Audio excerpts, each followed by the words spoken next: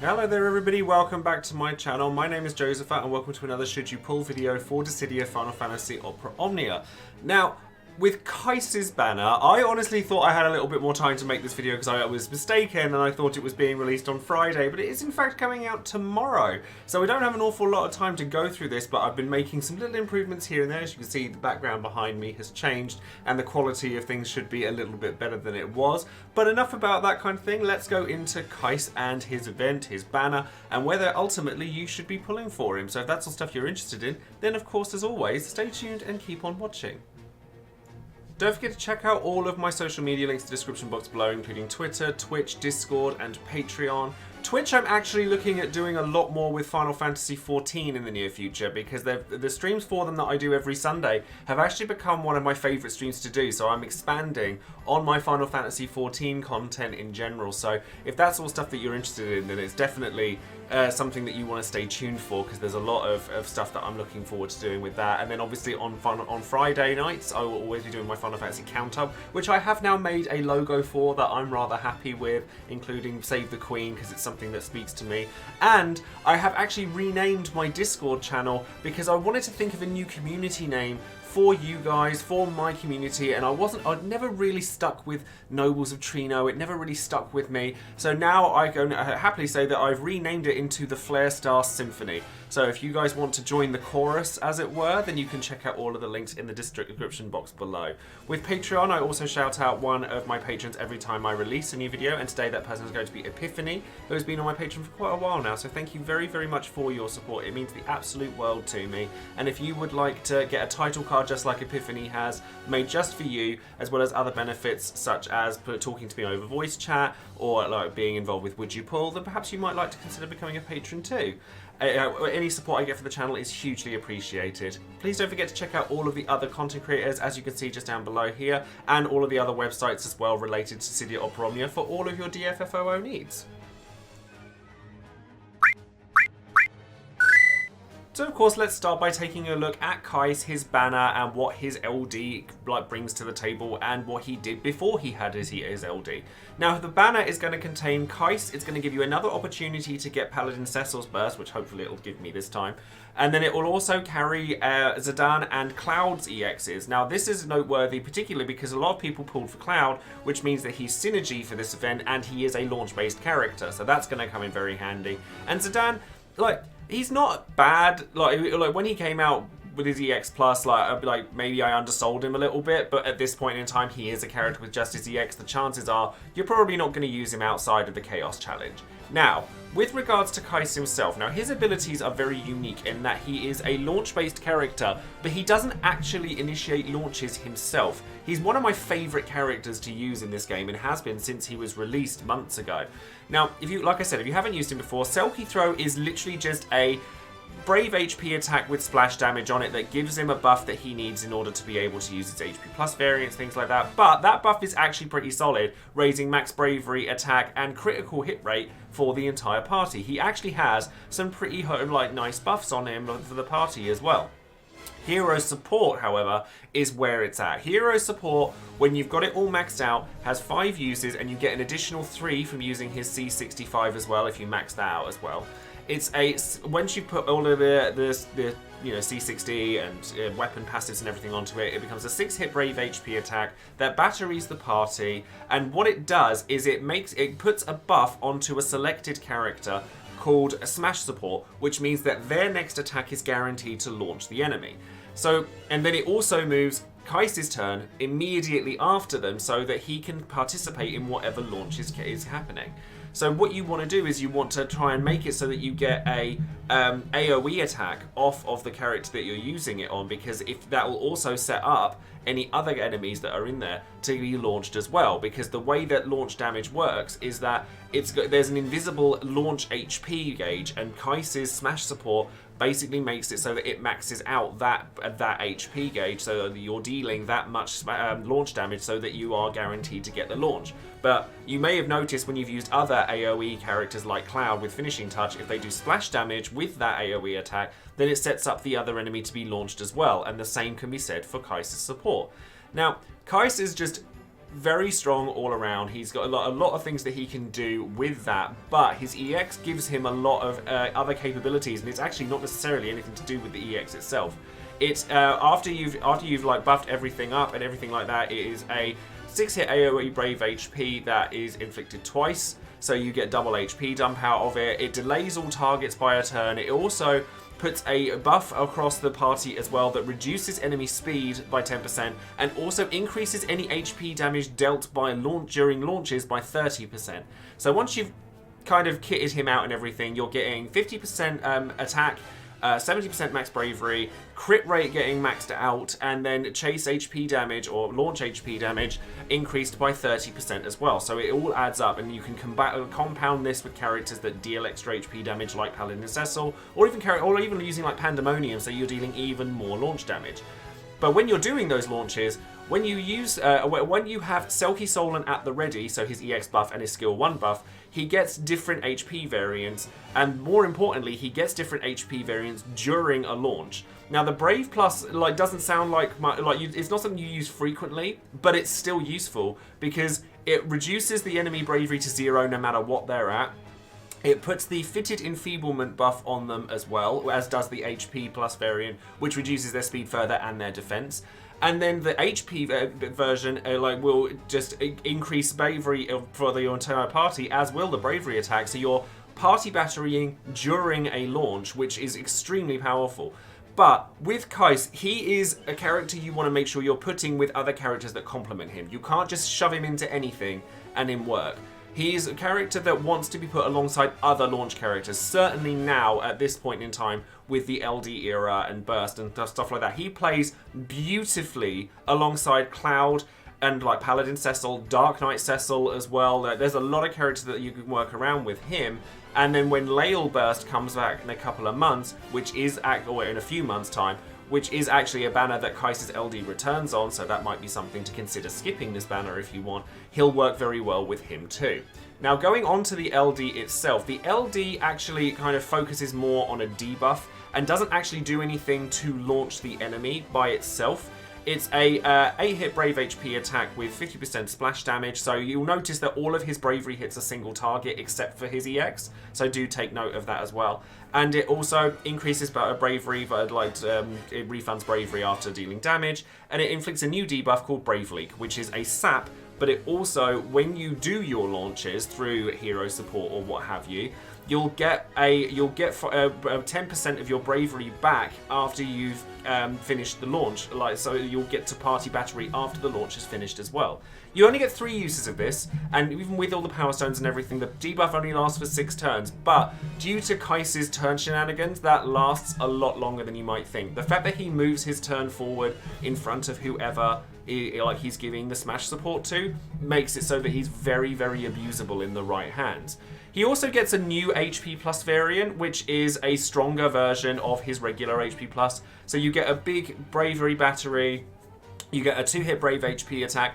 The main focus for this is to trigger launches on secondary targets. Like I said with the AoE thing earlier, if you smash support, anyone with an AoE attack, they do that AoE attack, launch that character, you then get Keiss's HP Plus, so you get the battery and the extra damage, etc. And Keiss is the next character to go, so you could then use his Aerial Drive HP Plus on the second target, which is now launchable, because he can't launch at all by using hero support. That move just can't launch at all. So it is a way for him to kind of join in with the launches that is a sort of efficient way, it saves him skills, and it does help him out quite a lot. Now, with Keiss in general, like I said, he's very strong in the right teams. Like, when he came out, you could stick him everywhere. But with the way that things are now, because there are so many strong characters like Cecil, for example, who have Brave and HP damage plus everywhere, it's not necessarily as mandatory to have a character that does it only during launches. I, however, think that launches, by definition, are busted mechanics within the game, because you're getting 3 free HP attacks, or 2 extra free HP attacks during one turn. So turn efficiency is very important in this game. Turn manipulation is very important in this game. So having access to that kind of thing is really strong in my opinion. And I don't think Keiss is a character that you're going to want to miss out on generally speaking. He's not... He's somewhere between like the meta and sort of luxury picks, if you will. I think he's better than just a throwaway character, but he's definitely not up there with the Paladin Cecils of this day and age, due to the fact that all of his bravery attacks a single target. If you can't take him to anything that can't be launched, and there are quite a few enemies that can't these days, he is very strictly tied into one mechanic. But with that one mechanic, he is exceptional at it. Keiss's LD was, like I said earlier, give him the extra 5% on the bravery leak so that you get 10% back instead of 5, and it also turns it into a double HP dump, which is nice in combination with the fact that his EX is also a double HP dump as well. And then in terms of his ability, like his call abilities, they're actually pretty good. But the trouble with them is that they're still very intrinsically linked to launches. And if you're bringing a launch party along, there's a good chance you're probably taking Keiss in your party as opposed to taking him as a call ability. But that being said, like his regular call is hero support, so that you get one turn of the smash support. So if you want a launch like off your party and you just kind of want to have it, it's quite useful for that. But then bravery leak off of his LD call is more restrictive because, like I said, bravery leak is something that you want from having launches regularly. So Ramza, Cecil, Cloud, etc., etc. And having bravery leak on your LD call means not having Keiss in your party. So I think that it's a nice thing to have, but it's not a reason to go after Keiss. In terms of his high armor, he's got a support keystone, which some people really like. I can live without it. I find it quite easy to skip these and not need them. And then in terms of his artifacts, artifact-wise, he has one of these nice characters that has a party aura buff. So once you've, when I've listed off the list of things that he can do with his auras, that includes 3 lots of this artifact. So you're definitely going to want to get that. And then attack, because everybody wants attack. So let's take a look at the event that comes along with Keiss and his Lost Chapter, and therefore the Lufenia as well. And if you did Keiss's event the first time around, you'll see that the Biosoul Crayclaw variants are quite familiar to you, and that their mechanics are based around the fact that they do basically what Keiss does, and they manipulate their own turns to be next to each other so that they can launch nasty brave HP attacks together and take you out in one go. They also, in the Lufenia, have an aura that they put up at certain HP thresholds that makes them have like massive bravery damage reduction. They get an HP poison aura, which you're going to need to deal with, and they also have a pretty hefty HP regen as well. And basically the way you get around both of these is that you launch them. And this ties into the Lufenia as well, because the orb is launch the enemy. So 10 turns, plus 10 turns if you launch an enemy, and then it's 20 turn count to start with until 80% HP, and then it starts up again at 50% until they die, which is quite standard fare at this point in time. Now, honestly, this is one of the easiest Lufenias we've seen in a while, provided you have the correct characters for it. Like, even if you don't have Keiss, if you've got like really strong launchers, so like Cloud, Noctis, Ramza, not Dark Knight Cecil, like definitely not Dark Knight Cecil, because they absorb dark. I have Sin Clears with Dark Knight Cecil regardless, but I wouldn't suggest taking him over any of the other characters that are available. As long as you've got those. Paladin Cecil kind of fits the bill here, like being a synergy character as well. They're weak to Holy. He has an enchant in peril, which will get you around the damage reduction. He has like the bravery and HP damage plus that will aid in damage dealing, obviously. He has HP regen that'll get you around the HP poison. He kind of fits the bill all told, and a large majority of people will have pulled for Paladin Cecil. But if you don't have him, then Arciella can work too. Like, she has HP healing. She makes it so that they don't gain loads of bravery. She's got HP silence and makes it so that they don't do anything if they get too scary. To be honest with you, your biggest enemy in this fight is the turn count, which is down to 55 turns. But honestly, if you're worried about that, then Ramza and Noctis will help you out like massively if you have either of them, because of their ability to render turns free. So, Ramza with his HP plus, Noctis with his LD. If you've got any kind of characters like that, you'll probably find that you could probably get away with them not getting many turns at all, and that you can kind of just push your way through it. You'll need some launchers, and if you don't have launchers available, then it might be worth considering looking at Keiss and at least trying to pick up Cloud when he returns, because having launchers in general is just a very handy thing to have, and this mission goes to show why.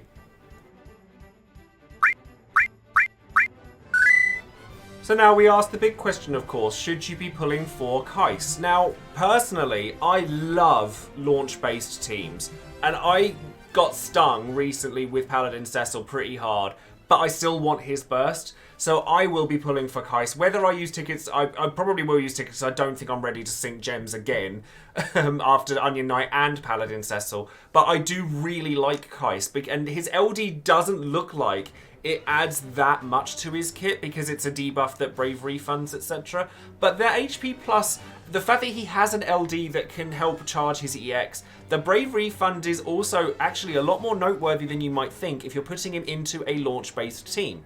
However, like I said, and I have said multiple times, Keiss goes in a launch-based team. He's not a character that goes in everything. There are enemies that are resistant to launches or immune to them entirely, and therefore he's not going to be any good for them.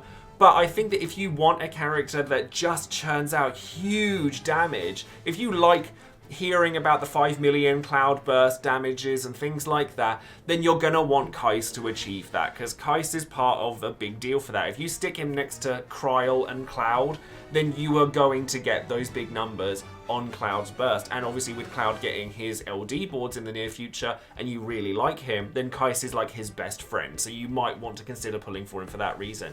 Although he does come back around. He does come back around with Lael's Burst, who is a launch-based character himself, and a very strong one at that. So if you really want to save up again after you've been burned by Paladin Cecil, you don't have to use Keiss to finish his Lufenia. You don't have to use Keiss in a lot of things, to be honest. But he does churn out damage by supporting launch-based teams, and there's no one quite like him for it. So he's unique, and he's powerful, and he has the kind of the turn manipulations, he's got party auras. He has a lot of things that I really like. But if you are hurting for resources and you want to save up for maybe Gabranth to deal with DE Transcendent, or maybe Emperor, although we're getting a summon board with Emperor as well, hopefully, so that there's that to consider if you want to save up resources again. But I think that to ignore Keiss is, you wouldn't want to ignore him, but I don't think he's quite up there of the levels of Paladin Cecil. If you don't have Paladin Cecil yet, you should probably go back and pull for him.